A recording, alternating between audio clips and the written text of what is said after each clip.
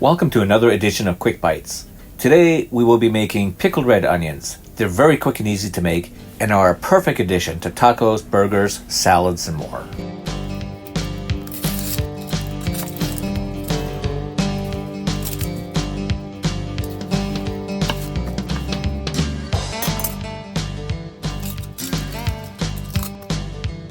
I like thin pickled onion slices on tacos or burgers, so I slice them about a 1/4 inch thick. To blanch the onions, I let them sit in a bowl of boiling water for about 30 seconds before rinsing under cold water.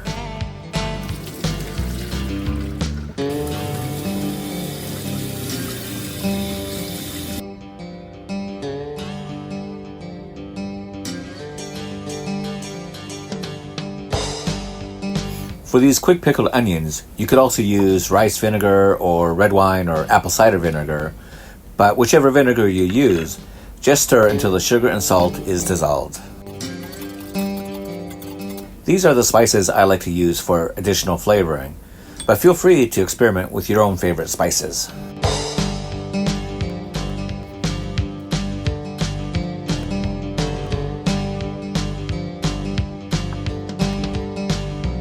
And that's it.